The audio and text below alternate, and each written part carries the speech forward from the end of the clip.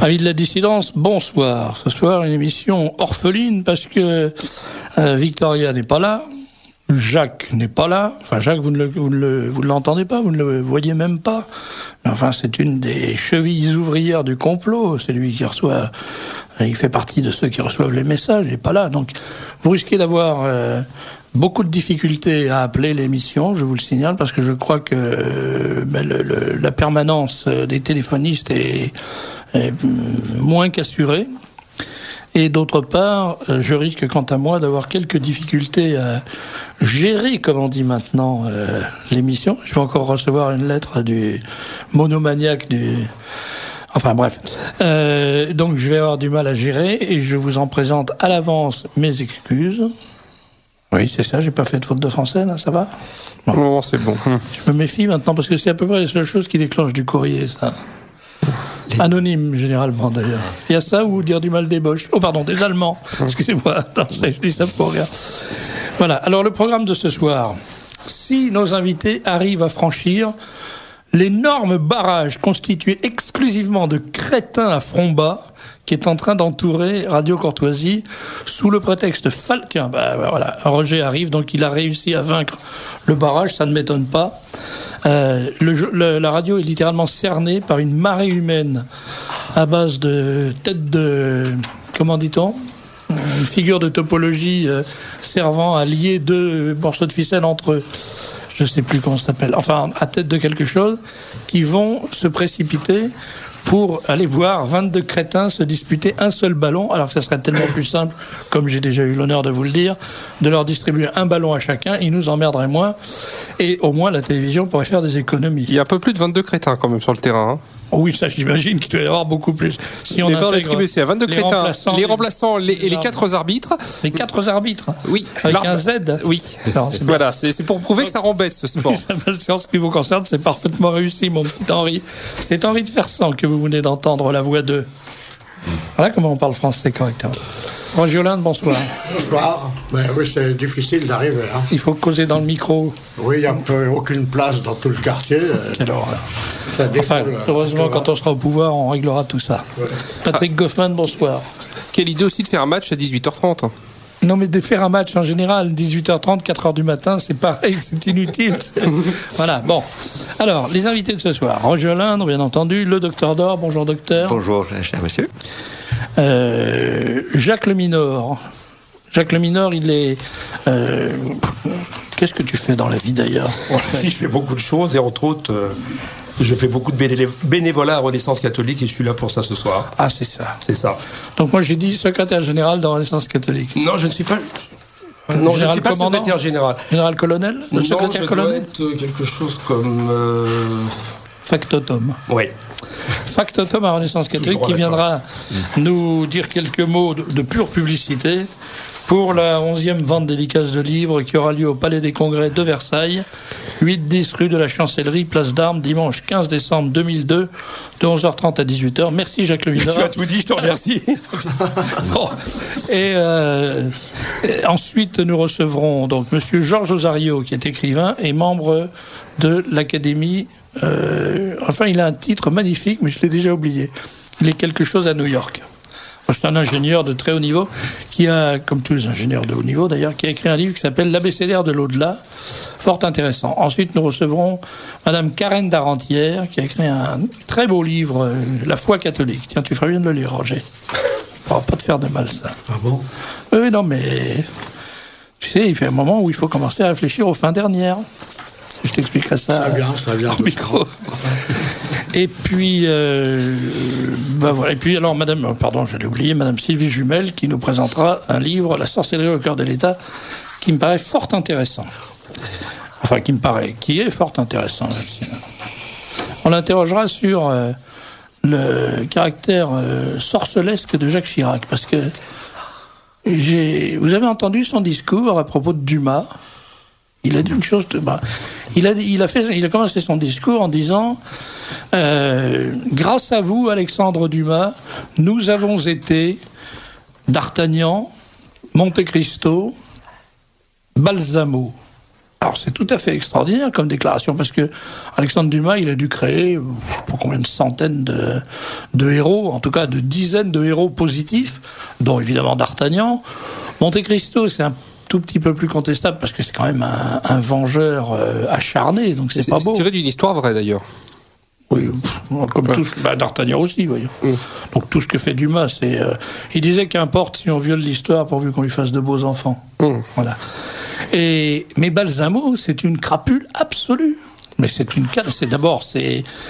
un personnage qui faisait de la sorcellerie, on a dit que c'était Cagliostro. C'est l'homme qui a instrumenté l'affaire du collier de la reine.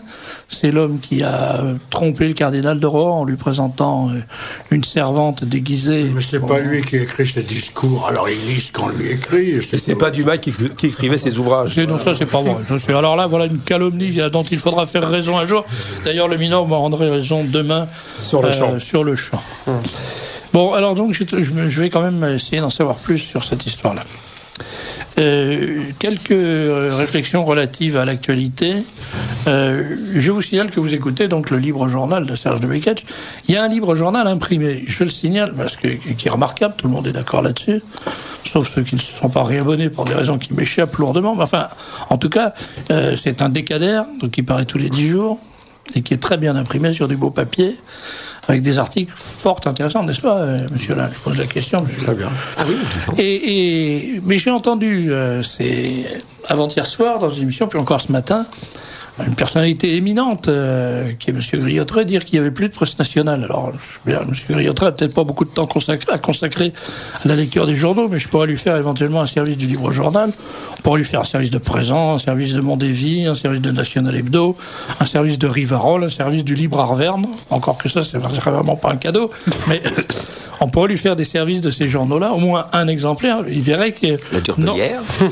La Durbelière aussi, c'est vrai, docteur, absolument. La Renaissance catholique. Et puis Renaissance catholique, et puis Reconquête, et tout. Bon, il y a quand même quelques dizaines de titres qui sont pas tous négligeables. Si, c'est vrai que si Griottret voulait parler de son ancien journal Le Figaro, effectivement, il n'y a plus de presse nationale. Dans le dernier numéro du Figaro, enfin pas le dernier, dans le numéro daté du 2 décembre, il y avait un article de Guy Barret, qui protestait parce qu'on avait laissé des artistes français s'installer en squatter dans un immeuble qui était destiné à loger des Maliens. Et il exigeait le vidage immédiat, avec la plus grande fermeté par les forces de l'ordre de la préfecture, de ces salopards de Français qui prennent la place des Maliens. Alors, ça, quand c'est dans Libération, je me marre. Quand c'est dans ce genre de presse, c'est rigolo. Mais dans le Figaro, ça a dû quand même un peu défriser les lecteurs. Ils ont fait mieux dans le Figaro. Je ne sais pas si ça défrise encore tellement de gens. C'est vrai que le lecteur du Figaro ne doit pas être tellement frisé. Au moment où on parle, là, certainement que les Américains et les Anglais sont en train de bombarder l'Irak. En ce moment même, tout le monde s'en fout. Tout le monde s'en fout. Bon, s'ils tiennent absolument à bombarder quelqu'un, je préfère que ça soit qui arrive là, il y en a 400, on va les reloger à l'hôtel. Mais demain, il y en a 4000 qui arriveront. Et les Français, même s'ils n'écoutent pas la radio, ils voient bien la télévision. Est-ce qu'ils ne se rendent pas compte quand même, quand on leur montre ces camps de Rome, que les mecs ils s'installent sur des tas de merde? Toi, si tu prends une guitoune ou une caravane pour installer ta famille parce que t'es dans la misère, tu nettoies au moins les 20 mètres carrés, nécessaires, et tu remets pas de la merde en supplément. C'est ça que je veux dire, c'est la réflexion que je me suis faite tout de suite. Ces gens-là se plaignent de vivre sur des tas d'ordures. Mais enfin, moi, j'ai été scout. Quand on arrivait dans un endroit qui était un peu sale, avant de monter le camp, on nettoyait l'endroit. Ça arrive qu'il y ait des endroits. C'est la première chose que je faisais avec mes cadets, moi. On n'allait pas au commissariat de police ou à la gendarmerie pour dire, écoutez, c'est dégoûtant, est-ce que vous voulez pas envoyer les éboueurs pour nettoyer ce terrain avant qu'on s'installe? Qui viennent s'installer chez nous? Bon, déjà, ils n'ont aucun titre ni droit. Mais enfin, admettons, les Roms, ils se promènent partout, ils déambulent, c'est leur nature, c'est leur tradition. Et puis après tout, c'est plutôt pittoresque de voir. Moi, j'ai plutôt de la sympathie pour les Romanichels. Je trouve ça folklorique, puis dans la mesure où ça ne coûte que 2 ou 3 poules, c'est pas bien dramatique. Mais quand c'est pas les tiennes. Quand c'est pas c'est celle du voisin. Maintenant, ils ont trouvé que les parcs-mètres étaient plus rentables que les poules. Mais moi, je suis tout à fait d'accord pour le pillage des parcs-mètres. Il peut bousiller tous les paramètres. Sympathique. Bon, j'ai pas de voiture, donc je suis pas concerné. Mais... Le problème n'est pas là, c'est que ces gens sont roumains. Ils sont bien roumains. Bon, ils sont de nationalité roumaine. Ils ne se sont jamais intégrés à la population roumaine. Alors, comment vont-ils s'intégrer à la nôtre? Ils veulent pas du tout à Sevran, dont je peux parler, j'ai été député dans la région de la 11e circonscription, j'ai été conseiller municipal à Sevran, et ça aussi, les gens le voient bien, au moins les gens de Sevran. Il y avait 180 caravanes l'année dernière qui étaient autour de l'hôpital, parce qu'un des jeunes qui était malade avait été mis à l'hôpital à Sevran. Ils ont dit on partira quand le jeune sortira. Ils avaient occupé tous les terrains alentours, des terrains de tennis, tous les terrains alentours, et personne ne pouvait les chasser. En tout cas, on peut pas leur reprocher de pas s'occuper de leurs enfants. Ah oui, c'est sûr et certain. Donc, on pourrait quand même se demander comment et avec quel argent ils achètent les caravanes, avec des Mercedes papales, avec des trucs à 40 briques. Tout ça est payé en liquide. Toi, si tu veux aller acheter un vélo pour ton enfant avec du liquide, tu ne peux pas. Il est interdit en France d'acheter quelque chose avec dépassant une certaine somme avec de l'argent liquide. Comment peuvent-ils acheter tout ça? Et qui les assure? Avec comment est-ce que c'est fait? Où est le titre de propriété? Où est-ce que c'est tout ça? Mais c'est alors pas... moi, je suis je crois que c'est pas du tout eux qui sont en cause là. Ouais. C'est pas eux. Ils appartiennent à une tradition qui a toujours été vécue comme ça, toujours. Bon, maintenant en France, il y a un pouvoir politique, il y a un pouvoir policier, il y a un pouvoir gendarmesque, il y a un pouvoir judiciaire qui, soi-disant, sont là pour appliquer des lois. Bon, visiblement, c'est le pouvoir qui n'applique pas ces lois. Moi, je suis quand même effectivement assez stupéfait de voir que il y a une voiture qui tragiquement conduite par un monsieur qui avait pas respecté la limitation de vitesse tue 5 pompiers, et immédiatement on voit le président de la République se rendre aux obsèques des pompiers, ce qui est déjà à mon avis c'est pas son rôle quoi, tout simplement. Et ensuite le ministre de l'Intérieur se précipitait vociférant, bavant et écumant à la tribune de l'Assemblée pour menacer les automobilistes des pires sanctions, dire qu'on va transformer les autoroutes en pistes de surveillance avec une caméra tous les 300 mètres et un radar tous les 200 mètres pour vérifier la voiture, vérifier la vitesse des véhicules, vérifier l'identité des chauffeurs, etc. Et immédiatement les frapper avec la dernière vigueur. Moi, je suis pas contre du tout. Après tout, si ça pouvait économiser quelques milliers de vies, mais il faut faire la même chose dans les banlieues. Il faut mettre des milliers de caméras braquées sur les rues des banlieues, sur les stations-service qui sont pillées, sur les magasins dont on arrache les rideaux de fer, et il faut choper les gars qui font ça comme s'ils faisaient un excès de vitesse.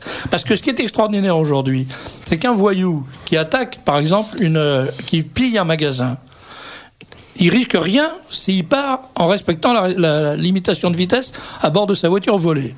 En revanche, le gars qui va le doubler à 130 à l'heure en n'ayant ni volé ni blessé personne, lui il va aller en tôle. On vit vraiment sur la tête quoi. Et vous connaissez Serge, le plus ironique de l'histoire, c'est que la personne qui a tué les 5 pompiers est un ancien conseiller municipal. Ils n'ont pas précisé la couleur politique. Avec un peu de chance, c'est un ancien RPR. Non, mais c'est pas un copain de Noir. C'est un copain de Noir. Mais c'est pas parce qu'il est ancien élu municipal qu'il a renversé les pompiers. D'ailleurs, alors on peut faire encore une parenthèse. J'écoutais la radio à propos de cette histoire. Les journalistes de radio, c'est n'importe quoi. Ils l'appellent l'élu maintenant. Ils disent l'élu qui a renversé les pompiers. Il n'était plus élu. Oui, mais enfin, c'est pas parce qu'il est élu. C'est comme quand il y a un assassin, on dit toujours ancien légionnaire. On dit jamais ancien membre des Brigades Rouges ancien artilleur. L'ancien artilleur a tué sa conscience.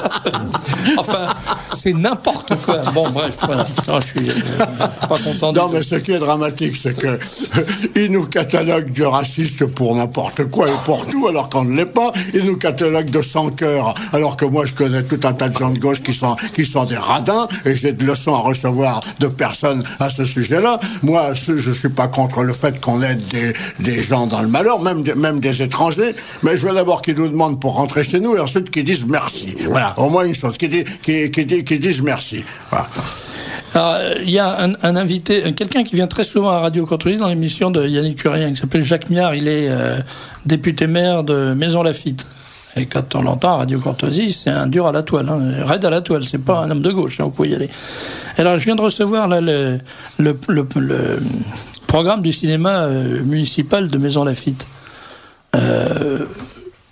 Je me demande si, quand même, C'est pas légèrement monomaniaque tout ça. Je vais vous lire, parce que je vais vous lire le programme quand même, ça.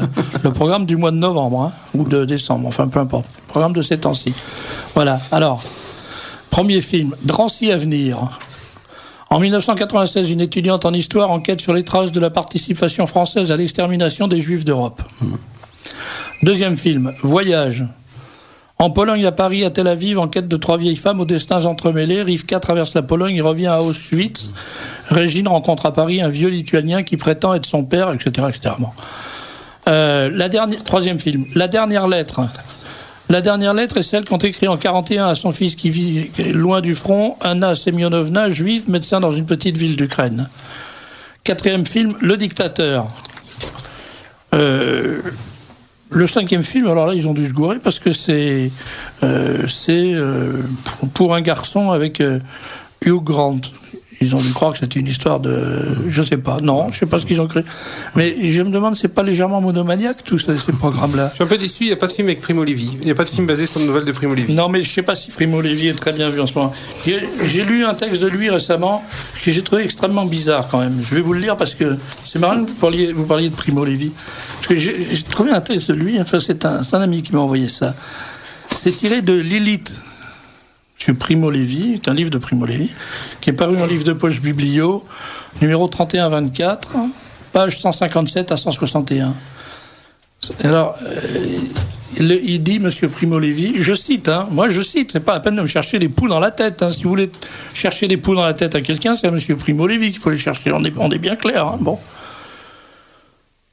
De tout ce que tu viens de lire, c'est la fin du bouquin, donc vous voyez, page 157 à 161. C'est un bouquin sur la chose, bien entendu. On a bien compris. De tout ce que tu viens de lire, tu pourras déduire que le mensonge est un péché pour les autres et pour nous une vertu. Avec le mensonge patiemment appris et pieusement exercé, si Dieu nous assiste, nous arriverons à dominer ce pays et peut-être le monde, mais cela ne se pourra faire qu'à la condition d'avoir su mentir mieux et plus longtemps que nos adversaires. Je ne le verrai pas, mais toi tu le verras. Ce sera un nouvel âge d'or. Il nous suffira pour gouverner l'État et administrer la chose publique de prodiguer les pieux mensonges que nous aurons su, entre-temps, porter à leur perfection. Moi, Primo Levi est considéré comme une des grandes figures de la morale moderne, quoi. Et je suis un petit peu surpris de lire sous la plume d'un personnage aussi considérable, aussi respectable, un éloge du mensonge. C'est un peu choquant, je trouve. Je sais pas. Mentez, il en restera toujours quelque chose. Voilà. Alors, puisque vous parliez de Primo Levi, voilà, c'est. Et puis je voulais remontrer à Roger Hollande quand même, qui est un moraliste distingué, la nouvelle publicité pour la Poste pour les comptes Bagou, B-A-G-O-O. Alors, tu as pas vu ça, Roger? Tiens, regarde. Alors, c'est un dépliant, 3 pages en couleur, avec donc on voit une illustration. C'est un jeune veau. C'est insultant pour les veaux quand même. Oui, enfin, j'ai connu des veaux qui se tenaient mieux que ça. Moi aussi, j'ai connu des veaux qui se tenaient mieux. Mais donc un jeune veau à demi nu sur un lit défait dans une piole, qui est encore plus mal rangé que mon bureau, ce qui est pas peu dire. C'est pas une piole, c'est comme c'est vraiment absolument infernal. Un tas d'ordures, sur lequel on pourrait mettre une caravane.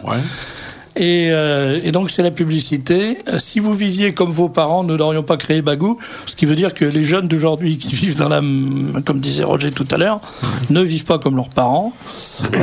Et ça donne une image assez effrayante, non pas de la jeunesse, parce que la jeunesse n'est pas concernée, mais de l'image que les publicitaires payés par les services d'une société d'État, la Poste c'est encore une société d'État, colportent de la jeunesse. Si vous allez dans un bureau de poste, et si vous arrivez à vous faire servir, parce que ça c'est encore une autre paire de manches, n'hésitez pas à regarder cette publicité, demandez le dépliant pour la publicité Bagot. Et puis naturellement, si vous avez des enfants de 16 à 25 ans, vous pouvez toujours leur ouvrir un compte en banque ailleurs, parce que si c'est pour avoir une chambre comme ça, on dirait la chambre de mon fils. Bien, alors, qu'est-ce que je voulais dire d'autre? C'est à peu près tout. Je vous recommande la lecture de de la plaquette publiée par le Secours catholique, message du Secours catholique, elle est intéressante parce que ça fait naturellement appel à votre générosité à l'occasion du carême d'Avent. Et vous verrez, il y a donc 8 pages, c'est ça, 8 pages. Ces 8 pages, il y a 1, 2, 3, 4, 5 photos. Sur ces 5 photos, il y a 5 photos de Maghrébins et d'Africains et des articles qui vous expliquent que ces gens-là en France sont vraiment très, très, très, très, très malheureux et qu'il faut donner beaucoup d'argent, non pas pour les aider à être heureux chez eux, mais pour les aider à s'offrir certains plaisirs en France, je cite, et à s'installer donc en France qui tu as vu que le gouvernement français qui doit avoir de l'argent à foutre par les fenêtres a donné des dizaines de millions d'euros à Madagascar parce que les gens crèvent de faim. Quand la France était à Madagascar, l'île était immensément riche, et Madagascar fournissait de la viande à toute la région là-bas, y compris à la moitié de l'Europe. Mais dans le même temps, on félicite aussi le Zimbabwe de foutre à la porte les Européens qui tenaient les fermes, étant donné que c'est bien entendu, ils avaient volé les meilleures terres, ce qui permet à M. Noah de dire, les Blancs sont venus en Afrique, et quand il n'y avait plus rien, ils sont repartis, ils nous ont laissés dans la mouise. Voilà, ils écrivent n'importe quoi, ils disent n'importe quoi, mais comme personne ne rectifie jamais, tous ces petits messieurs de banlieue, ils se mettent ça dans la tête. Alors, avec en plus le fait qu'on a perdu la guerre, que leurs pères ont écrasé l'armée française, que là-bas c'était une occupation infernale, mais tout ça, c'est amené par des gens les mêmes qui font cette propagande pour le métissage contre qui je n'ai rien. Que j'aime beaucoup les métis. Dans ma famille, il y a beaucoup de métis parce que j'avais épousé une fille qui était carteronne vietnamienne. Donc, non seulement quand j'étais en Indochine, je vivais avec cette fille qui était... Enfin, je vivais pas, mais je l'ai connue et j'ai connu sa famille. Sa grand-mère était une pure vietnamienne, donc c'était un mélange de blancs, de métis, de carterons et tout, qui était pro-français. Il y avait le drapeau français dans la tête et dans l'esprit de tous ces gens-là, mais que le métissage soit devenu maintenant une obligation nationale et qu'on ne parle que de ça du matin au soir. Et moi, je me demandais pourquoi ils voulaient transférer au Panthéon. J'avais rien contre. Moi, j'aime beaucoup tous ces livres, comme vous, comme toi, je les ai lus et c'est merveilleux. Mais enfin, de là, alors ce pauvre type c'était un sans-papier. Il était considéré comme un sans-papier. C'était un malheureux. Son père a été chassé de l'armée par Napoléon. Je cherche désespérément pourquoi il a été chassé de l'armée par Napoléon. J'en sais rien. Il n'a certainement pas été chassé parce qu'il était mulâtre. Bon, alors... Non, il n'a pas été chassé du tout. Non, mais tout ça a commencé il y a des années. Un jour, j'écoutais la radio, il y a au moins 10 ans de ça, et j'entends une émission de M. Roger Pic. M. Roger Pic était un journaliste et un reporter communiste. Et il faisait une émission sur la Corée. Il dit, tel jour, telle heure, au matin, les troupes de la Corée du Sud attaquent la Corée du Nord. Oui, c'est emmerdant, mais c'est exactement le contraire qui s'est passé. C'est la Corée du Nord qui a envahi la Corée du Sud. Bon, mais à part les gens qui s'intéressent un peu à la question, qui suivent un peu la politique, qui suivent un peu l'histoire, mais pour les 3/4 des gens qui écoutaient, d'ailleurs, ils s'en foutent, je crois qu'ils s'en foutent totalement. Je crois qu'il n'y a plus d'esprit critique, il n'y a plus rien, je crois. Je vois l'autre soir, là, et ça prouve quand même que ce pays est devenu un pays de veaux. Je rentrais de Cannes où j'avais été faire un déjeuner-débat qui était très très très sympathique. Il y avait plus de 200 personnes, c'était sympathique. Bon, je prends l'avion pour rentrer sur Paris et j'arrive à Orly. Il pleuvait, c'était noir, le temps dégueulasse et tout. J'arrive pour prendre les taxis. Il y avait au moins 600 personnes qui attendaient, au moins 600 personnes. Il n'y avait pas un flic, il n'y avait pas un type de l'aérogare pour diriger les gens. Les taxis arrivaient un par un, deux par deux, alors qu'il y a des centaines de taxis. Tout ça aurait pu être absorbé en 10 minutes avec un peu d'ordre et un peu de discipline. Mais les gens marchaient dans la boue, marchaient dans la flotte, il y a des trous partout, c'est en plein travaux et tout. Eh bien, personne ne disait rien. personne ne disait rien. Les gars étaient là, tétanisés de peur que s'ils râlent, on aille les foutre au trou, je ne sais rien. Mais il n'y a pas un gars qui... Il n'y a rien, c'était le bordel non organisé. Voilà, bien. Alors on va maintenant passer au programme d'émission, proprement dit, après cette petite mise en jambe. Roger, je t'ai invité ce soir pour plusieurs raisons. La première, c'est que il se trouve qu'on a perdu le commandant Guillaume lundi soir. Et tu étais un de ses amis, tu l'as très bien connu. Je lui ai téléphoné la veille. Je voulais aller le voir à l'hôpital, j'ai appris qu'il était à l'hôpital, je lui ai téléphoné la veille de sa mort. Bon, et il m'a répondu sur son portable, mais je n'ai rien compris à ce qu'il disait. Il était vraiment mal en point, et la seule chose que j'ai compris, c'est qu'il souhaitait pas qu'on aille le voir, parce que malheureusement il devait être dans un triste état. Il a reçu un ami prêtre 8 jours plus tôt. Cet ami, en partant, lui a dit au revoir commandant, et il lui a dit non, pas au revoir, adieu. Dans 8 jours je ne serai plus là.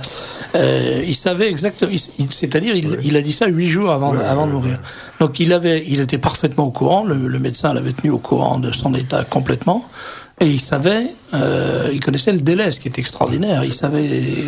Et moi, ça m'a fait beaucoup de peine. J'ai téléphoné à un certain nombre de copains qui étaient en prison avec nous, et j'ai eu la stupeur d'entendre mes amis pleurer au téléphone quand je leur ai annoncé la nouvelle, parce que c'était un monsieur, c'était un homme, quoi. Et je suis content aujourd'hui, à travers lui, grâce à lui, que les 3/4 de la presse raconte un peu son histoire telle qu'elle a été, parce que son histoire, c'est un peu aussi la nôtre, c'est celle quand même de gens qui ont fait passer la patrie avant leur gamelle, avant leur porte-monnaie. C'était un très grand monsieur. Et je regrette d'autant plus qu'il soit mort maintenant, ou alors peut-être c'est mieux, parce que quand j'avais discuté il y a un mois avec lui, il était assez désespéré de cette histoire de l'année de l'Algérie en France.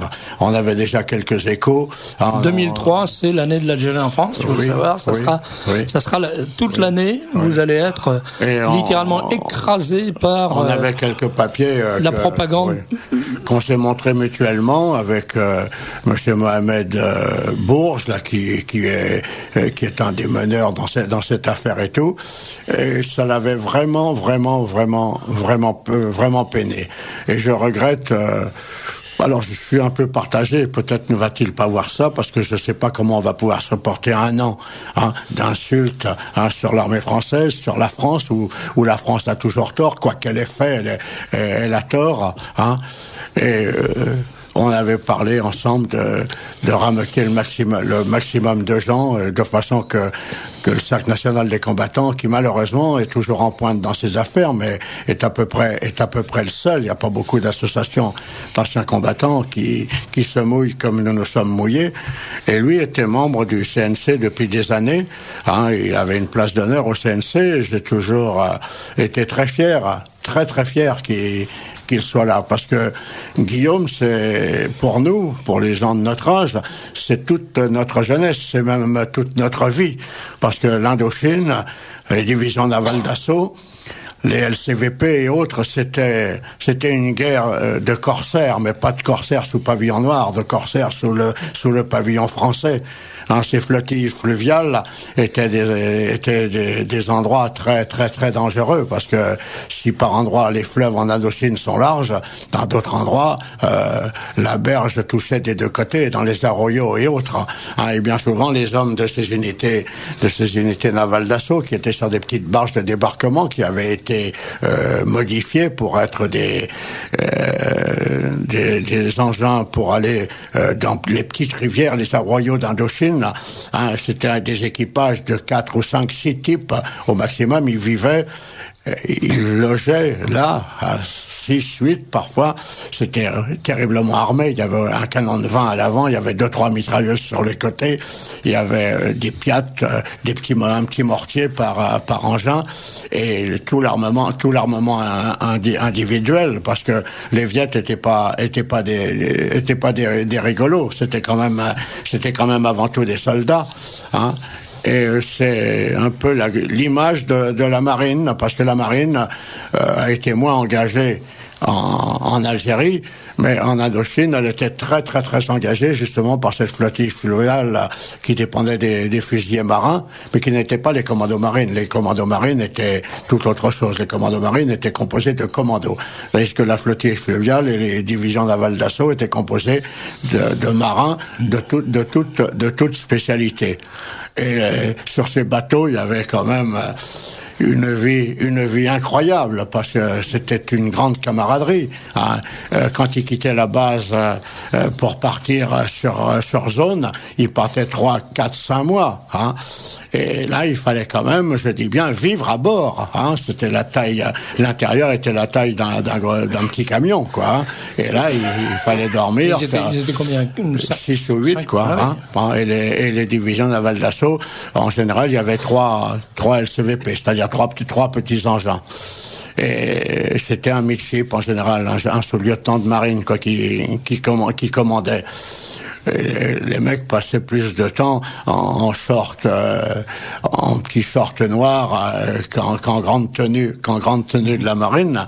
Mais par contre, quand ils rentraient à Saïgon, puisqu'il y avait une grosse flottille au sud et une grosse flottille au nord, et à Saïgon, la base arrière des divisions navales d'assaut était à Avalanche. C'est un port sur le fleuve, bien au-dessus du port de guerre où accostaient les grands bâtiments. Mais dans le port de guerre de Saïgon même, en pleine ville, il y avait toujours un croiseur, le croiseur amiral. Pendant toute la guerre d'Indochine, il y a eu un croiseur qui était le croiseur amiral, avec le commandant de la marine en Indochine. Et là, sur ces croiseurs, qu'on appelait la marine blanche par rapport aux autres qui étaient la marine kaki, bon, mais il y avait toutes les traditions de la marine, le clairon qui sonnait et tout ça. Et quand une patrouille des trois LCVP rentrait, hein, eh bien, il fallait passer devant le bâtiment amiral, hein, et le bâtiment amiral sonnait les sonneurs pour ces petites embarcations. Mais un jour, les gars passent, ils étaient tous au garde à vous dans la cuvette, quoi, de l'engin de débarquement, et le pacha, le midship saluait l'amiral, puis il y a une jonque qui dévie et qui rentre dans un des bateaux, hein, et tous les mecs sont bien obligés de monter à la manœuvre sur le pont, et l'amiral s'aperçoit avec stupeur que les mecs avaient le bachis et la chemise, mais étaient en slip dessous. Mais dans la cuvette, on les voyait pas, on ne voyait que la tête. Alors ça fait un sac de nœuds qui aurait pu être évité. Le midship a eu des problèmes, mais il y avait tout un tas de jeunes midship qui commandaient, puisqu'il y avait des dizaines et des dizaines d'engins, et un commandement c'était deux ou trois engins, 2 ou 3 LCVP. Et il y avait aussi les LCM. C'était véritablement une marine de guerre fluviale, très difficile dans ces contextes de végétation luxuriante. Et c'est les Français qui avaient mis ça au point. Et les Américains ont repris la chose au moment de la guerre américaine. Tu l'as connu comment, Pierre-Guillaume? J'avais entendu parler de lui, parce qu'il y avait dans la marine en Indochine à cette époque-là 2 ou 3 têtes, vraiment des types qui étaient renommés, pas parce qu'ils étaient bordéliques. Il y avait 1 ou 2 mecs qui étaient aussi bien au para que dans la Légion ou dans la marine, qui étaient des figures, mais qui étaient un peu axés sur les bagarres sanglantes dans les bars ou les bordels, où foutait le feu à un dancing ou autre en permission. Oui, mais la guerre d'Indochine, c'était quand même quelque chose. Il faut quand même bien rétablir les choses. Bon. On ne se battait pas pour le pognon, on ne faisait pas d'économie. Quand on partait en opération, on savait pas du tout si on allait revenir. Moi, mon bataillon, nous sommes partis à 900. Nous avons eu 800 types de renforts pendant les 2 ans de séjour et nous sommes rentrés à 530. C'est quand même pas rien. C'est quand même pas rien. Alors quand on a 20 ans, hein, on peut marcher jour et nuit, on peut aller à la bagarre, rentrer, même pas avoir le temps de se reposer puis être obligé de repartir. Hein. Des fois on rentrait, on touchait 2 mois de solde. Bon, alors la base arrière des bataillons para, c'était Hanoï. Bon, eh ben on sortait dans Hanoï avec nos 2 mois de solde. Et quel était le but de la manœuvre? Mais c'était de claquer les 2 mois de solde. Hein, on allait. Bon, ceux qui étaient mariés n'avaient même pas besoin d'envoyer l'argent à leur femme puisque c'était pris et c'était déjà envoyé en France. Mais les autres, donc l'argent que tu touchais, c'était pour être claqué. Bon, et puis tu disais bon ben on va rester 2 jours. Alors tu disais mais il faut que je claque ma paye en 2 jours. Et puis la nuit, hein, il y avait des mecs qui passaient dans les bordels, dans les bars, dans les hôtels et qui rappelaient le bataillon parce qu'il fallait repartir hein, le matin à l'aube. Alors les types qui étaient des jeunes mecs dynamiques, qui étaient fiers d'être parrains, qui étaient fiers de porter le béret rouge, au même titre que les mecs étaient fiers de porter le calot de la coloniale ou les légionnaires hein, fiers de porter le képi blanc ou le béret vert ensuite. Bon ben les types étaient présents pour repartir. Il y a jamais personne ne manquait. Alors tu rentrais à la base arrière. Bon, tes munitions, tout ça, tout ton pactage militaire était prêt parce que tu le préparais avant de sortir au cas où. Mais les fringues, bon ben tu prenais un sac, tu mettais ce que tu pouvais dedans. Moi, arrivé sur le terrain, quand les mecs étaient un peu débourrés, ils s'apercevaient qu'ils avaient pris 50 paires de chaussettes et qu'ils n'avaient pas un slip ou qu'ils n'avaient pas de godache. Mais c'était ça a été ça les paras d'Indochine. Une grande amitié, une autre. Et tous ces engins de la marine n'étaient pas paras, mais c'était exactement le même état d'esprit. Les soldes étaient mis en commun. Ils achetaient la bouffe ensemble, ils achetaient la bière ensemble, ils achetaient ce qu'ils pouvaient acheter ensemble. J'avais jamais un type qui avait un malheur dans sa famille sans que tout le monde file un peu de fric pour qu'ils envoient à la mer ou le père était mort ou autre. N'importe quel pays au monde avec une armée pareille aurait fait 250 films et aurait glorifié ces mecs de 20 ans hein, qui mouraient parce que on leur avait dit qu'il fallait aller défendre l'Empire. Parce que c'est ça aussi qui est fatigant. Et moi, je voudrais bien qu'avant de crever, on ait quand même un peu le pouvoir pour expliquer à la jeunesse de France pourquoi on est parti. Tout le monde était pour qu'on parte en Indochine, y compris le général de Gaulle. Le général de Gaulle a dit il faut reconquérir l'Indochine. Et l'Indochine doit rester française. Et puis tous les autres, ils n'ont jamais dit le contraire. Alors on est parti parce que sur les cartes du monde qu'on avait dans les classes, ben, il y avait des grosses taches roses. Et tout ce qui était rose, c'était la France.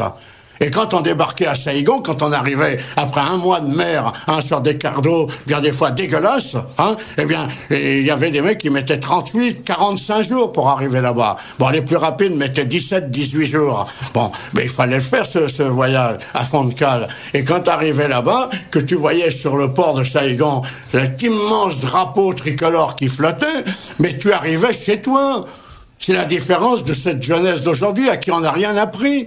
On partait pour libérer un territoire français. Et les gens qui tiraient dans la gueule des soldats français étaient pas des gens qu'on pouvait respecter, c'était des salauds.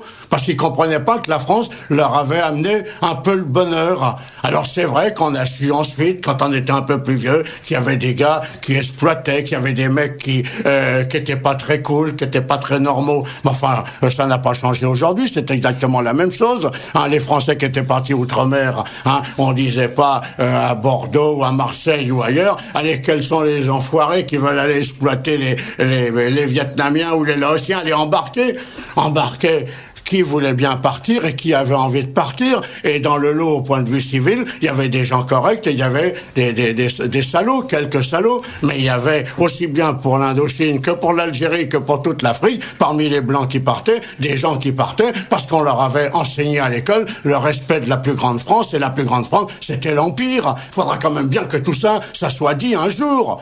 Hein, et qu'il y en a marre qu'on soit constamment insulté. Alors, Guillaume, lui, est rentré. Bon, il n'a pas fait comme les autres. D'abord, il s'est mouillé en Indochine. Il s'est mouillé. Il a joué ses galons parce qu'il a rapatrié des catholiques du Tonkin. Les premiers boat people, il s'en est occupé. Et il les a chargés sur ses bateaux. Et puis, comme il avait du tempérament, il a vu ses copains des gros bateaux de la Marine Blanche. Et c'est grâce à lui qu'ils ont chargé des Vietnamiens, des catholiques vietnamiens. Donc, c'était un type qui mettait ses idées au bout de sa peau et qui se foutait pas mal du fric et de ses galons. Et ensuite, eh bien, pour pas faire comme tout le monde, il est rentré avec une jonque. Il fallait déjà avoir un peu l'idée de le faire parce que l'Indochine, c'est pas un côté. Et puis ensuite, il est parti en Algérie.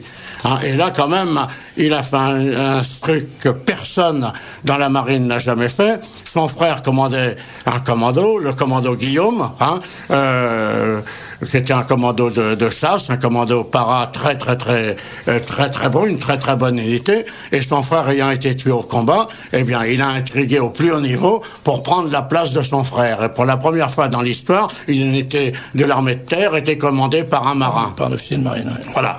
Et ensuite, eh bien, je le respecte et je respecterai sa mémoire. Parce que lui aussi pouvait très bien ne pas s'engager dans cette affaire. On n'a pas été des salauds d'être de l'OS. Hein, être de l'OS, ça voulait dire garder l'Algérie à la France. Garder le Sahara. On sera une puissance pétrolière aujourd'hui. Alors quand on vient nous dire, mais enfin, vous les vouliez pas, les Arabes, hein, et puis maintenant ils sont là, vous les avez, alors... Mais on n'a jamais voulu ça. Nous, on voulait qu'ils soient français, mais avec une France qui avait gagné la guerre. C'était totalement différent. Nous, on n'aurait pas permis que les jeunes des banlieues... D'abord, ils seraient pas là. Ils seraient pas là. Parce que l'immigration ne se serait pas faite de là-bas vers ici, mais elle se serait faite de l'Europe vers là-bas. Avec l'Algérie et le Sahara, on pouvait faire leur Afrique. On pouvait faire tout, quelque chose de grand. Mais tout ça, ça les épatait un peu. Au même titre qu'ils étaient étonnés de voir que des garçons de 20 ans, hein, de la CGT ou du Parti communiste, hein, quand ils étaient paras, défilaient en chantant dans Alger, étaient fiers de l'uniforme qu'ils avaient, étaient fiers du béret rouge qu'ils avaient, ou du calot de la coloniale, ou du calot le béret même de l'aviation militaire, ou autre, la latte et autres. Tous ces soldats étaient fiers. Dans l'eau, il y avait quelques connards, c'est vrai. Mais aujourd'hui, on ne se rappelle que de cela. On oublie que tous ont fait leur devoir très sérieusement, alors qu'ils étaient trahis, alors qu'ils savaient que pour l'Indochine aussi, nous avions été trahis. Tout ça, faudra peut-être le dire un jour. Mais est-ce qu'il faudra qu'on occupe une télévision, hein, avec des bombes, hein, pour menacer de se faire exploser, pour qu'un jour on nous donne l'occasion de dire ce que nous avons à dire?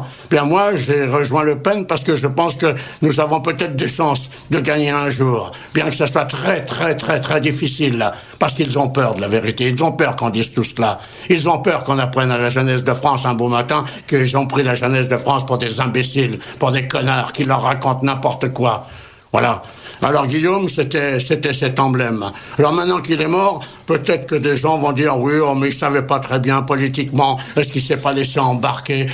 Il s'est laissé embarquer dans rien du tout.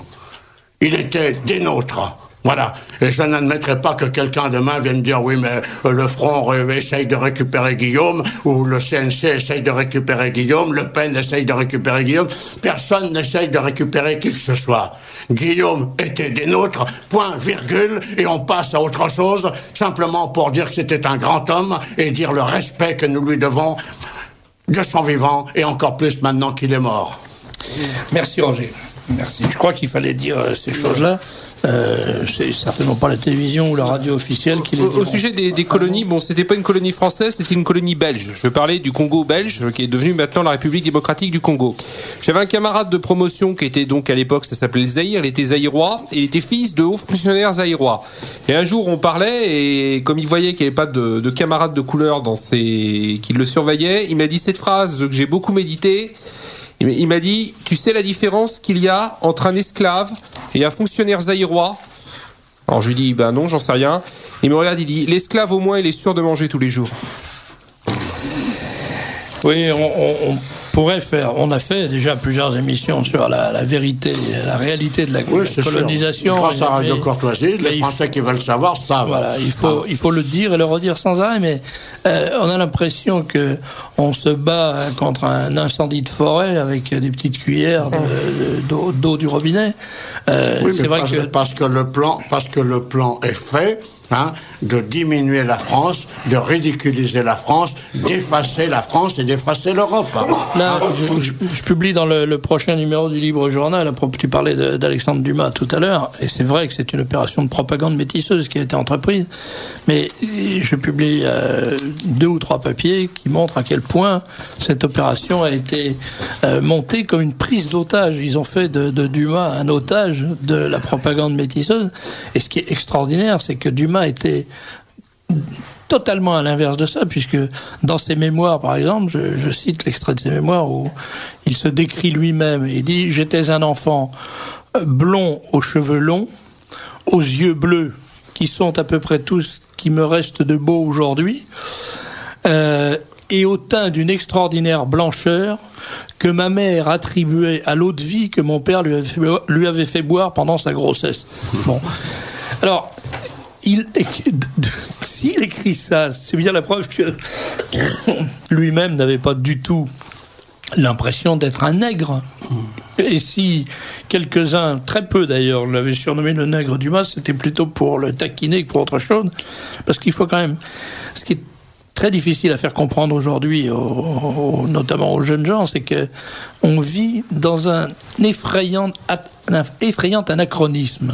C'est-à-dire qu'on considère les événements du passé avec l'expérience qu'on a aujourd'hui. Alors évidemment, nous on vit dans un pays où il y a des dizaines de milliers, des centaines de milliers d'Africains dans les rues, partout. Et il est évident que cette omniprésence finit par provoquer des réactions. Mais à l'époque, au XIXe siècle, à l'époque de Dumas, un nègre à Paris, c'était un événement pittoresque. Il n'y avait pas le moindre sentiment d'hostilité. Tout au plus, ça amusait les gens. Et il y avait par exemple un des personnages qui était un des personnages du cirque, un des premiers couples de clowns, c'était le couple Foutit et Chocolat, et Chocolat était maquillé en nègre et il disait toujours je suis chocolat, ce qui a donné d'ailleurs la formule être chocolat aujourd'hui. Bon. Donc il y avait absolument aucune agressivité, aucun racisme, le racisme n'existait pas et Dumas ne l'a jamais connu. C'est un mensonge. Decoing et Chirac qui ont présidé les cérémonies de la translation ont menti. Ils ont menti ouvertement. Oui, de même quand Chirac a dit, mais bien sûr, et quand Chirac dit que Dumas était un ardent républicain qui a participé aux journées de 1830, c'est un mensonge absolu. Dumas raconte les Trois Glorieuses lui-même, il dit que il est allé voir équipé d'une façon d'ailleurs rigolote à bord d'un fiacre, il est allé voir ce qui se passait, il a entendu qu'on allait fusiller le duc de Chartres, il s'est précipité pour essayer de le défendre, ce qui est quand même pas typiquement une attitude républicaine. Le duc de Chartres n'a pas été fusillé et après il est rentré chez lui tout content de s'être occupé pendant les 3 jours, et il a écrit par la suite un texte qui est accablant sur les confiscateurs, si j'ose dire, de la République. Et ça, je pense que Chirac aurait dû lire ce texte quand il a rendu hommage à Dumas, quand il a rendu un prétendu hommage à Dumas, il aurait dû lire ce texte parce que c'est un magnifique portrait de ce qu'il est, lui. C'est-à-dire ces gens qui ont volé par des manœuvres à la fois malhonnêtes et vicieuses le pouvoir à ceux qui avaient combattu. Et donc Dumas dit, il se hausse. Ces gens qui ont gardé le trésor au risque de leur vie se haussent sur la pointe de leurs pieds nus pour voir à travers les fenêtres des palais nationaux ceux qui leur ont volé la victoire se partager les miettes du gâteau. C'est exactement ça. Je sais pas si tu as vu, mais aujourd'hui, ça y est, c'est parti. Le viril Godin, maire de Marseille, a annoncé que Chirac se présenterait une 3e fois. Alors, avec l'UMP, ils vont essayer de changer la loi, et on a des chances qu'il se présente une 3e fois, étant donné que il a peur d'aller au trou. Voilà. Oui, c'est ça, c'est sa seule protection. C'est pas plus compliqué. C'est pas plus compliqué. Et puis que ça, la troisième chose, toujours à propos de Dumas, c'est intéressant cette histoire d'Dumas parce que en soi, ça pourrait être anecdotique, mais en réalité, c'est parfaitement emblématique du fonctionnement des institutions et des hommes et des médias aujourd'hui. Et donc le troisième article que je publie, c'est le texte que Dumas lui-même a écrit sur le Panthéon. Dans la comtesse de Charny, il a raconté la fondation du Panthéon au moment de la mort de Mirabeau, quand on a décidé de transformer l'église Sainte-Geneviève en nécropole pour les grands hommes, pour héberger pour recevoir le corps de Mirabeau. Il raconte comment ça s'est passé, et il raconte aussi comment 3 ans plus tard, on a envoyé un huissier pour exiger que le corps de Mirabeau soit exhumé du Panthéon et soit jeté à la décharge publique à Clamart, parce que le héros Mirabeau était devenu la canaille Mirabeau. Et Dumas a quelques phrases extraordinaires dans lesquelles il dit « Quand la République eut tout tué, qu'elle eut tué le roi, la reine, le dauphin, quand elle eut tué les Jacobins, les Girondins, les Montagnards, les hébertistes. Quand elle eut tué jusqu'à elle-même, elle entreprit de tuer les morts. Voilà ce qu'était le républicain Alexandre Dumas. Et quand on voit cette phase de carême de Chirac venir dire devant des millions de Français qui ne savent rien, à qui on n'a jamais enseigné l'histoire, qui n'ont jamais rien lu, ils connaissent Dumas parce qu'ils ont vu 27 versions du Comte de Monte Cristo et 74 versions des Trois Mousquetaires, généralement châtrées comme la scandaleuse version qu'a diffusée hier soir une chaîne de télévision, une chaîne américaine, enfin une version américaine qui est à pleurer littéralement. Bon. Alors évidemment, quand Chirac vient dire ça, tout le monde pense de toute bonne foi que ce pauvre Dumas était un nègre persécuté qui n'a trouvé de secours que dans la République.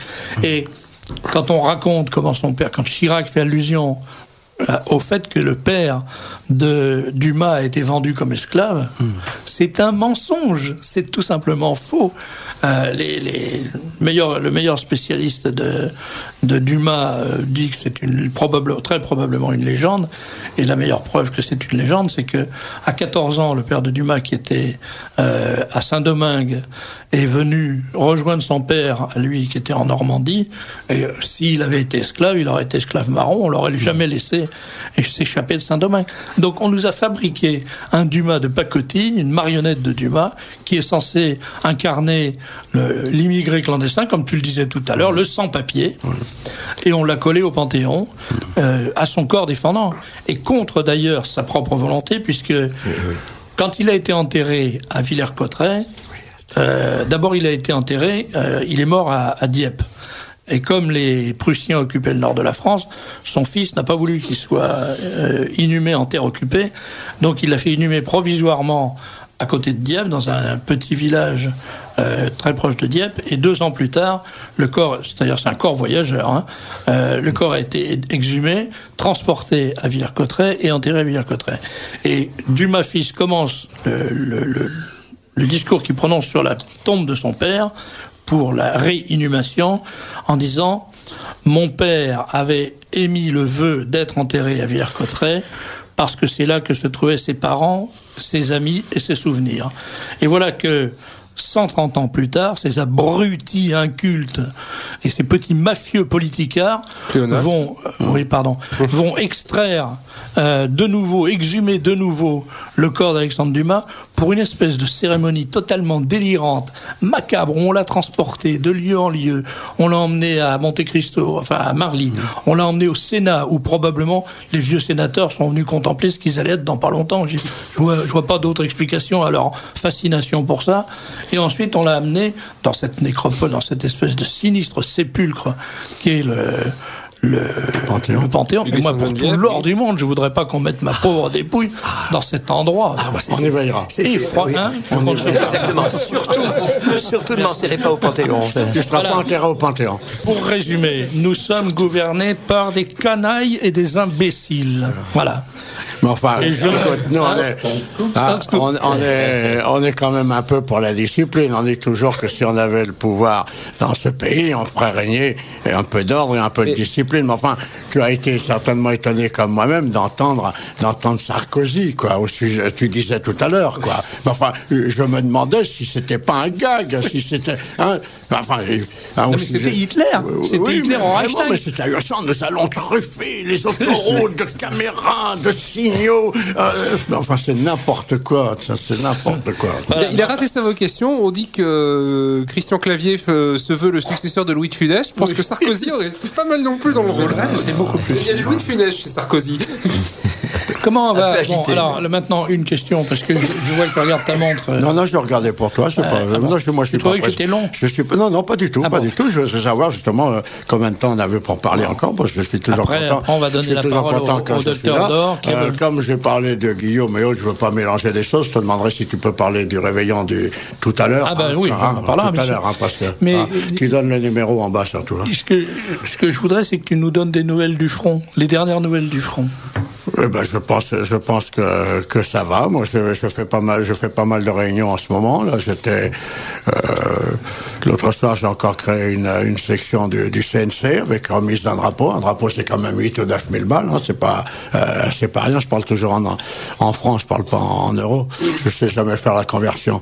Tout le monde s'en fout de la conversion. J'étais à Cannes. Personne ne comprend rien. Il y avait 200 personnes pour un déjeuner. Ils ont refusé du monde. Je vois de plus en plus de gens qui sont inquiets. Je sais pas, mais enfin, c'est pas une très très bonne ambiance qui règne dans le pays. Le temps y est certainement pas Tu pour connais le vieux quelque chose. dicton, plus en novembre, Noël en décembre. Oui, Noël donc en décembre. ça finira par arriver. Autrement, les gens continuent à travailler au front, mais ont quand même un peu la possibilité de lever le pied pour quelque temps, parce que on va repartir en grosse campagne électorale dès le début de l'année, où il y a le congrès, il y a pas mal de choses. Les adhésions continuent à rentrer. Alors, je lis quelques messages. Reprenons, parce qu'il y a 5 ou 6 messages ou plus qui disent tous la même chose, c'est-à-dire merci Roger Hollande. Donc, je ne vais pas tous les lire. Merci Roger Hollande pour tout ce qu'il dit. Merci à Serge de Bécatch pour inviter des hommes, mais j'invite aussi des femmes. Hein, c'est bien. Alors, merci. Alors, monsieur de Bécatch, vous avez eu des mots désobligeants à l'égard des métis. Nous avons des sentiments plus français et patriotiques que beaucoup de blondes aux yeux bleus. Non, on a Qu'est-ce que j'ai jamais. dit sur les métis? Mais non, moi j'ai dit que j'aimais bien les métis. Alors J'ai rien dit, c'est exagéré. J'ai dit, je suis contre le métissage, mais ça, je suis pas contre les métis. Je suis contre le métissage. Je trouve que ça fait pas avancer le schmilblick, c'est tout. Mais les métis, j'ai absolument rien contre eux. C'est leur affaire, c'est l'affaire de leurs parents. Chacun vit comme il l'entend. Mais moi, je trouve que la propagande métisseuse du pouvoir actuel est scandaleuse. Voilà, c'est tout. Bon. Surtout qu'ils se gardent bien de donner l'exemple. Alors, allons, ne soyons pas pessimistes. On approche de ce que en résistance des matériaux, on appelle la limite élastique. Et c'est une bonne chose. Ouais. La limite élastique, c'est juste le moment où ça pète. Quoi. Ouais. En général, on prend l'élastique, enfin la moitié de l'élastique. Mais je sais ce qu'est le truc élastique, là. Comment il dit, le monsieur, là? La limite élastique. La limite élastique, la défense élastique. Non, la limite élastique, mais je l'ai vécu un jour. J'étais en reportage au Japon, dans l'île de Hokkaido, et je mangeais avec un missionnaire français qui venait de recevoir la Légion d'honneur, mais qui la méritait vraiment. C'était vraiment un grand Français. Et on était dans un restaurant japonais, forcément au Japon, et il y a eu un tremblement de terre. Bon, il y en a très très très souvent. Mais enfin, moi, c'était mon premier tremblement de terre avec autant de force. Et là, la limite élastique dont parle ce monsieur, je l'ai vu parce que ça montait, et à un moment, tu sens que ça va péter, que tout va péter. Et puis là, hop, c'est redescendu. Hein. Et ça n'a pas pété. Oui, mais je suis d'accord avec lui qu'il y a une limite élastique. Mais moi, je donne une autre image de la situation de la France. Hein. que je ne souhaite pas du tout. Parce que la différence de certains imbéciles qui pensent que demain il y aura la guerre civile et qui s'en réjouissent, moi j'ai trop vu de guerre civile sur toute la planète pour le souhaiter pour notre pays. Mais je crois que ce gouvernement, il risque de lui arriver un coup dur un jour, parce que ce sont des rigolos. Ce sont des rigolos et des menteurs qui truquent l'information et qui truquent même l'histoire de France. On l'a démontré avec l'affaire Dumas. Mais je pense que la France, à certains moments, et peut-être en ce moment, me fait penser à un dépôt d'essence, où il y a partout des pancartes, défense de fumée, attention, et puis les mecs chargent les camions d'essence, puis allument leur clope, ça marche pas, il remet le gars avec son clope au bord des lèvres, il rallume son clope, puis il n'y a jamais rien. Puis un soir, il y a un mec qui est paumé, il cherche sa route, il voit une lumière dans une baraque, c'est la baraque du dépôt d'essence, et il appuie sur le bouton électrique pour qu'on lui ouvre, et là, il y a une étincelle d'un millionième d'étincelles, et tout le dépôt pète. Et je crois que malheureusement, c'est ça, parce que la dégringolade, le mensonge, et tout, je vous ai raconté cette histoire. Moi, j'essaye de garder une mémoire journalistique, parce que sans prétention, j'ai été un bon journaliste, j'étais bien payé à match, c'est quand même dans la profession, tout le monde sait que si t'es bien payé en général, c'est que si t'es pas du sérail, et si t'es pas franc-max, si t'es bien payé, il y a bien une raison. Bon, j'essayais de faire du bon boulot, et je leur avais expliqué toutes ces choses. Je trouvais que le mensonge était quand même un peu systématiquement anti-français, quoi. Et je l'avais cité un certain nombre d'exemples, et ça se passait, le journal La Match, le journal était ça y est, c'était fait, le bouclage avait eu lieu dans la nuit, on était là le lendemain matin pour voir le résultat. Moi, j'étais là parce que j'avais un gros article, et j'avais parlé de tout ça avec des gars qui étaient pas spécialement de droite, Et je leur avais expliqué ces choses en leur donnant des exemples de pays où ils avaient été. Et c'est grâce à moi qu'ils ont repéré par la suite des choses qu'ils n'avaient pas vues quand ils étaient sur place. Et je pense que c'est pour ça que les autres ne nous donnent pas l'information, ne nous laissent pas parler. Parce que le fait, tu vois, la mort de Guillaume, pour en revenir à la mort de cet ami, ma grande joie, ça sera quand même d'avoir vu une dépêche de l'AFP qui ne le traîne pas dans la boue. Elle est très importante, elle fait une page, je t'en laisse un exemplaire si tu ne l'as pas. Un article dans le Figaro qui est correct. Je crois que tous les bobards de ces gens-là ne ressemblent pas à grand-chose. Alors il y a l'affaire Dumas qui est une manipulation qu'il va falloir qu'on dénonce quand même pendant quelque temps, parce qu'on ne peut pas les laisser là-dessus. Mais j'avais raconté, peut-être même une fois en passant à une émission chez toi, un soir à la télé, je regarde un reportage dans un quartier, et il y avait toute une équipe de joyeux mecs de la télé qui étaient là. Alors il voit une Française, et enfin une blanche qui était là, dit, mais vous êtes la seule femme blanche qu'on voit. Ah oui, je suis Mamie Thérèse. Ah, bonjour Mamie Thérèse. Alors oui, ils m'appellent tous comme ça, Mamie Thérèse, je suis leur mamie. Je suis la dernière Française de l'immeuble. Ah, et ça marche. Oui, ça marche bien.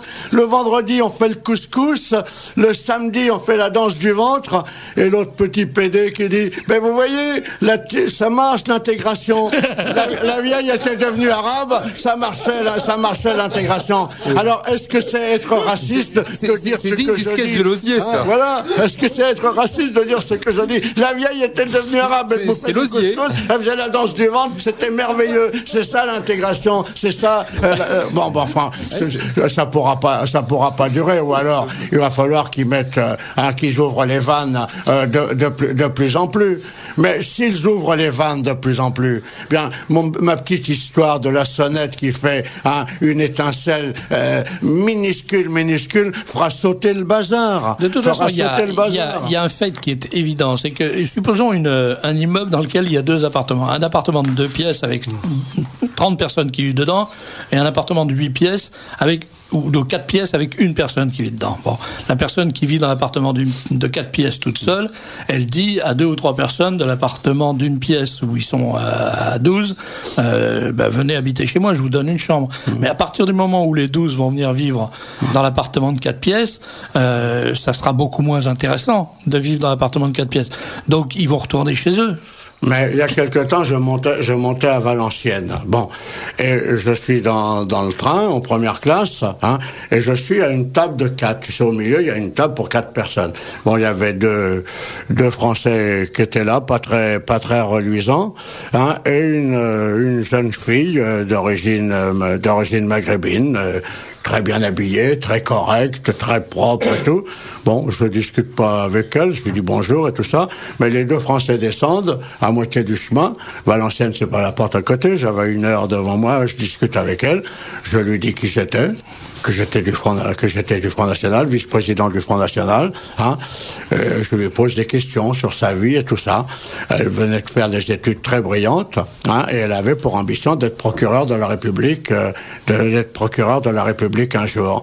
Je lui parle des valeurs que je défendais. Elle me dit, mais monsieur, les valeurs que vous défendez au Front National avec Le Pen, beaucoup de gens de chez moi et ma famille les partagent. Mais je peux vous dire une chose, parce qu'on va se quitter dans 10 minutes, vous serez arrivé, on ne se reverra peut-être jamais.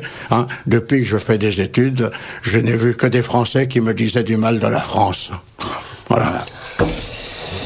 Alors, je continue la lecture des messages. Je suis outré, je suis même outré, nous dit cet auditeur, par ce que j'entends. Votre intervenant exagère, on ne peut plus respecter vos idées. Et bon, il signe, parce qu'il dit qu'il ne veut pas que son message soit anonyme, ce qui est gentil et bien. Mais non, mais qu'est-ce que j'ai bien pu dire je ne vois pas trop. J'étais dans le même secteur que le commandant Guillaume en Algérie. Je suggère à Roger Hollande de créer un cercle des amis du commandant Guillaume. Oui.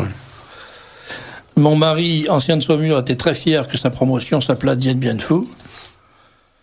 C'est vrai.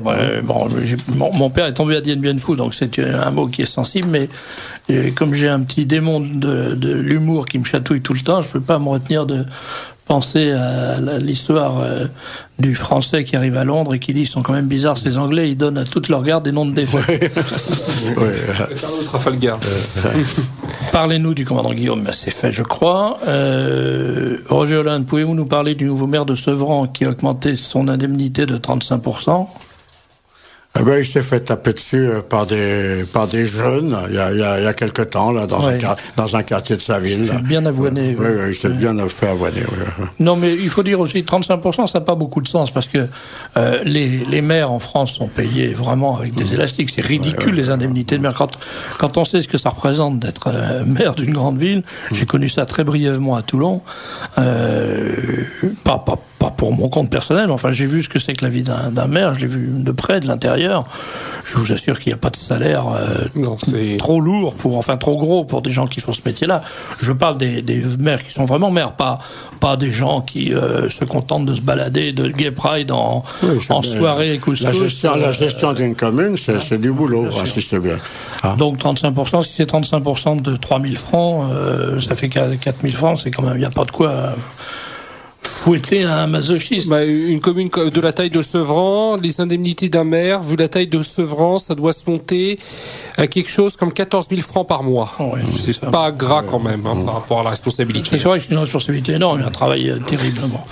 En 1798, quand Bonaparte est parti en Égypte, il a donné le commandement de la cavalerie au général Dumas, père d'Alexandre, nous dit un auditeur. Avant-hier, sur une radio, Yvan Levaille, citant un journaliste du Figaro, déclarait qu'il fallait pourchasser les chauffards. Qu'arriverait-il si un journaliste préconisait les mêmes mesures contre les sauvageons? Oui, c'est bien le problème. Les grands responsables de la situation actuelle sont les gens au pouvoir qui continuent à laisser les médias aux mains de la gauche. Parce qu'ils sont de gauche, c'est normal. Merci à Roger Hollande pour tout. Pour combattre la propagande qui va s'accentuer en 2003, peut-on avoir le 8 pages édité par le CLPP Honneur à l'armée française d'Algérie? Ils ont dit torture. Oui. Tu l'as toujours, ça? Oui. À quelle adresse Ce qu'il faut aussi pour nous aider pour l'année qui vient, c'est qu'il faut qu'il y ait un maximum d'anciens combattants qui rejoignent le Cercle national des combattants.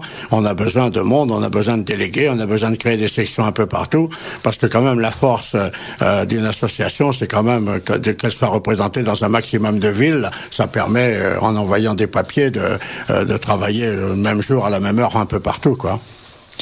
Alors, beaucoup de messages à propos du commandant Guillaume, Jean-Baptiste. Je donne les noms puisqu'il les indique. Jean-Baptiste Chartier, le Lorraquier, très attristé de la mort de notre commandant Guillaume. Roger Lindre en a fait un excellent portrait. Bob Denard en est encore un fidèle ami. Où et quand pourrons-nous l'accompagner sur un autre ciel? Merci à vous tous, amicalement. Eh bien, l'enterrement, c'est vendredi matin à 10h30. À 10h30, à la chapelle du Val-de-Grâce. Bon, le CNC sera là avec une grande partie de ses drapeaux et beaucoup de gens seront là avec les bérets de tradition et les décorations. Pierre-Henri Dastro. Merci d'être là maintenant que le crabe-tambour a cassé sa pipe. Chacune de tes interventions sur Radio Courtoisie, c'est à Roger que ça s'adresse, nous réchauffe le cœur et on en a bien besoin aujourd'hui. Pourtant, étant de la classe 76, je n'ai a priori rien à voir avec les anciens combattants que vous êtes, mais ça, Roger répondra qu'il n'y a pas d'anciens combattants, il n'y a que des combattants. Bien sûr. Comme quoi parler avec son cœur, avec ses tripes, comme vous autres, c'est la meilleure façon de franchir la soi-disant barrière des générations. Fidèle auditeur ému par la disparition du commandant Guillaume, je propose que Jean Ferré confie son remplacement à Roger Hollande le lundi. J'aimerais que M. Hollande remplace le commandant Guillaume. Ah bon? Voilà. Faut voir, il faut en causer, comme disait l'autre. Enfin, on en cause. Et voilà, je crois que c'est à peu près tout. Autrement, il y a des messages qui sont... sur Dumas, donc...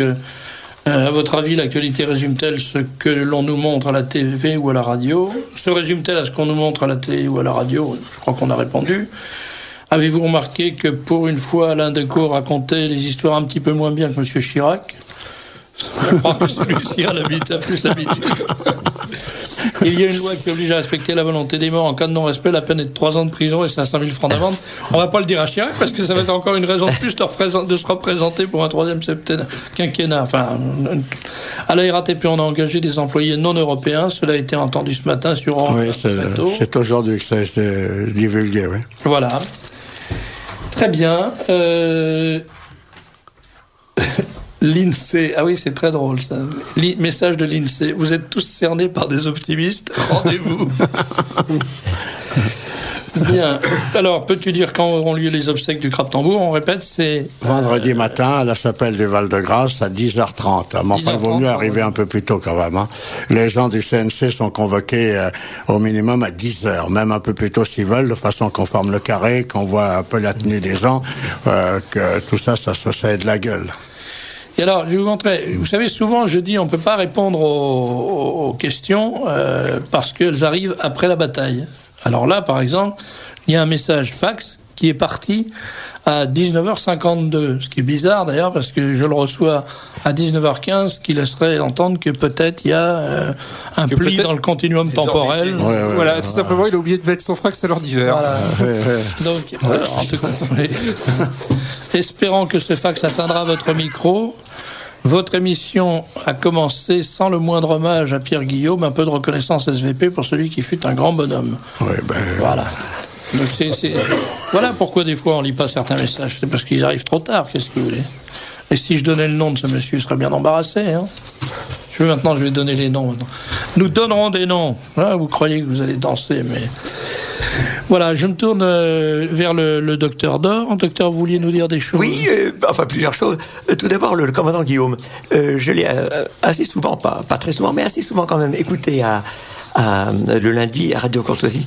Et j'avoue que, sans le connaître, mais pas autrement que sa façon d'être, je dirais, c'était évident, c'était un homme incapable de bassesse. Ça se sentait au premier son, incroyable. Ah donc, oui, c'était un vrai breton. Tout à fait remarquable. D'abord, il y a la dimension du marin chez lui. La marine, c'est quelque chose où on ne peut pas mentir. Un marin, un voilier, peut pas mentir. Il peut pas se mentir à lui-même, il peut pas mentir aux autres, et il peut pas accepter qu'on lui mente, tout simplement parce que c'est la sanction est immédiate. Hein, voilà. Et puis quand on voyait ce gaillard extraordinaire, cette espèce de grand personnage qui avait toujours l'impression d'avoir le regard fixé sur l'horizon, comme il était très grand, on avait toujours l'impression qu'il regardait par-dessus la tête de celui à qui il parlait. Et je me souviens de l'avoir vu plusieurs fois à Riaumont. C'était un ami de Riaumont, il n'était pas devenu un ami de Riaumont par hasard.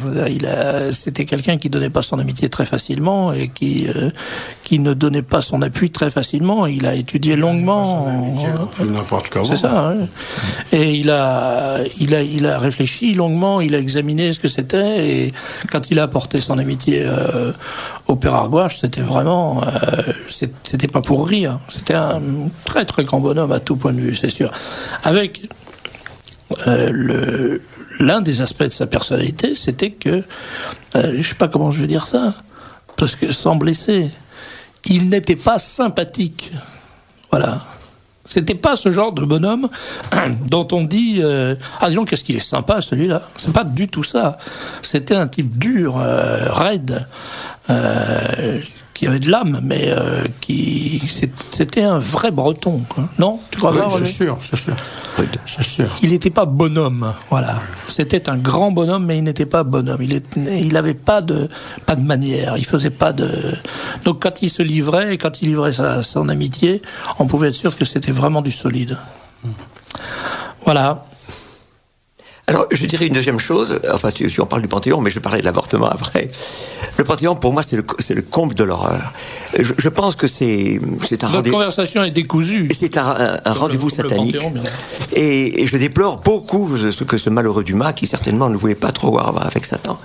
Mais je pense que c'est un repère horrible. Et comme vous diriez, la pire des choses à faire pour nous, ce serait d'être inhumé là-bas.